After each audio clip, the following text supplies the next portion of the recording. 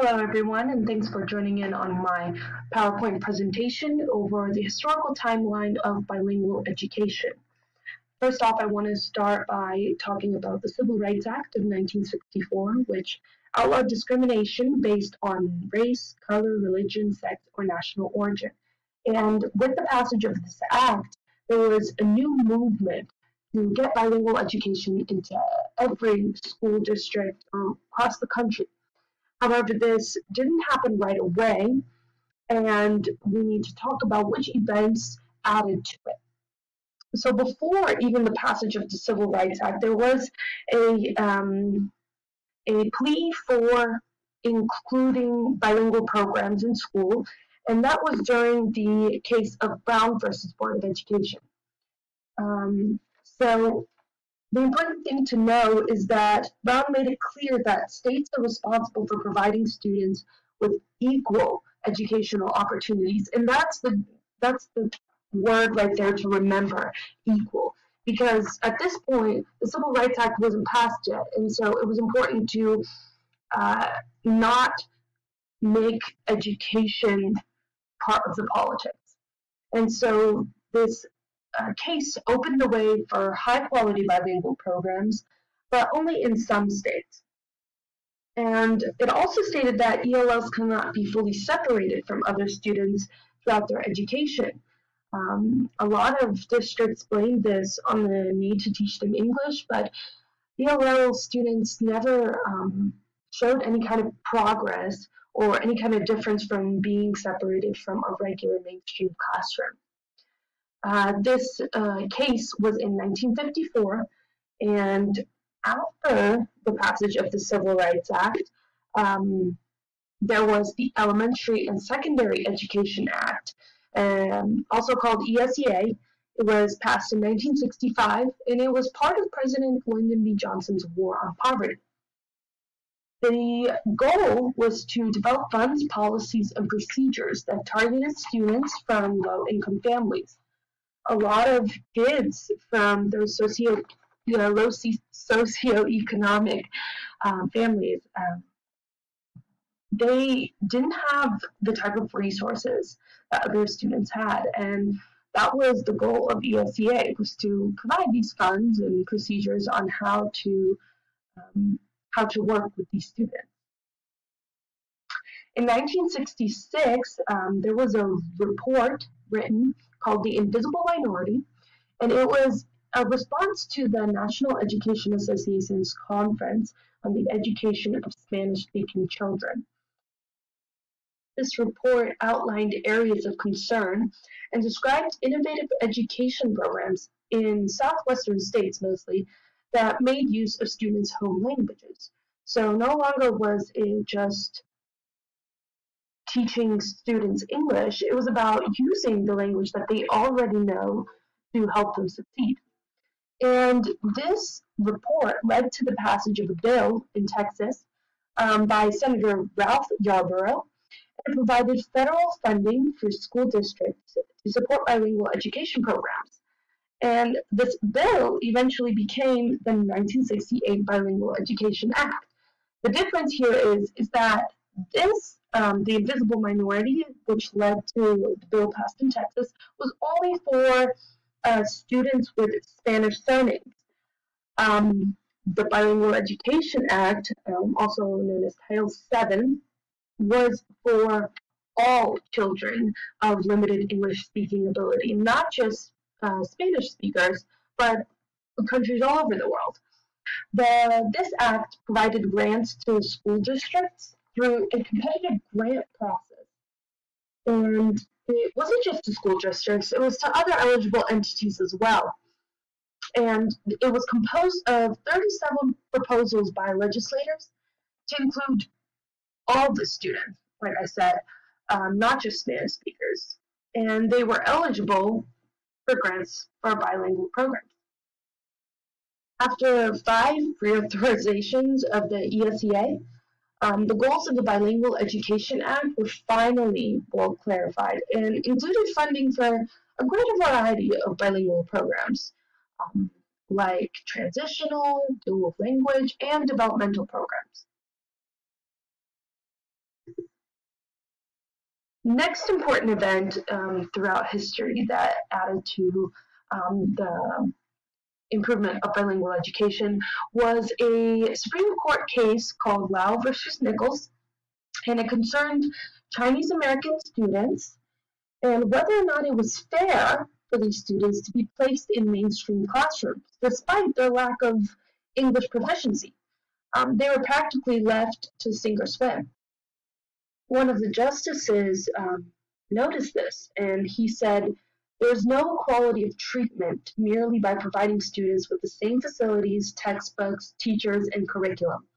For students who do not understand English are effectively foreclosed from any meaningful education." And he had a right.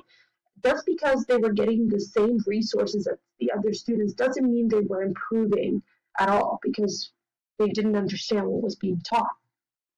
From this case came the Lau remedies, which were policy guidelines that required districts to implement bilingual education programs for ELLs. And this was sort of the first wave of you have to have some type of setup for bilingual students. Now, the federal law that codified these remedies was the Equal Educational Opportunities Act. This was in 1974. And I'll just read a little section from this law.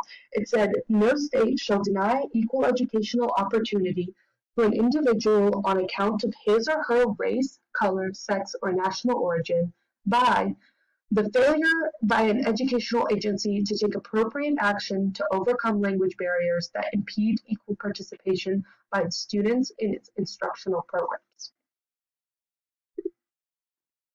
The next big case in this timeline is the Castañeda versus Picard case, which led to the Castañeda standard. So the court found that Raymondville School District fell far short of meeting the requirements of the EEOA, but did not support the plaintiff's demands for bilingual education.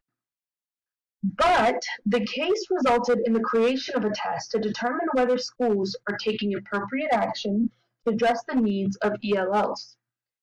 And the Castañeda standard mandated that ELL programs do three things. They're based on a sound educational theory, to be implemented effectively with sufficient resources and personnel, and three, they are evaluated to determine whether they are effective in helping students overcome language barriers. This happened in 1981, and so we can see that as we're progressing year by year, there's just changes happening to bilingual education, and some of them are good, and some of them are not so great, as seen by the next one, No Child Left Behind, in 2001. So at the time, this law seemed like it was just the right thing to do. But now that we look back at it, there are some shortcomings. So it was a reauthorization of the ESEA, and it replaced Title VII with Title III. And limited English proficient, LEP, that was replaced the word bilingual. And honestly, it depicted students from a deficit view. No longer were they looking at the student knowing two languages as a good thing. It was more of like they didn't know enough English. And the NCOB created emphasis on accountability through high-stakes testing, which at the time might have seemed like the right thing to do, but looking back, it was probably not. It didn't recognize the personal and societal benefits of bilingual education, and it only required ELL programs to, one, teach English, and two, teach academic content. Nothing more, nothing less. Its goal was to educate students in order for them to be able to compete with kids from other countries. International competition. That's what NCLB was for. The next event wasn't really a case or a law. It was more of an improvement plan. In 2012, WEPA created the Assessing Comprehension and Communication in English State-to-State for English Language Learners, or Access for ELLs. It was a language proficiency assessment for English And by 2014, 35 states and territories were participating in this exam, in this assessment.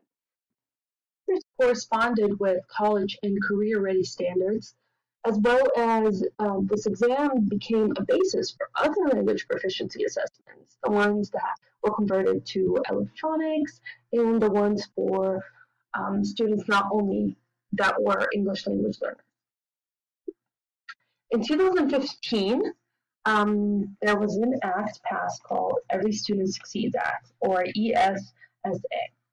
And it was signed by President Obama, and it was the new version of the NCLB Act. It required states to create a uniform process for identifying English language learners.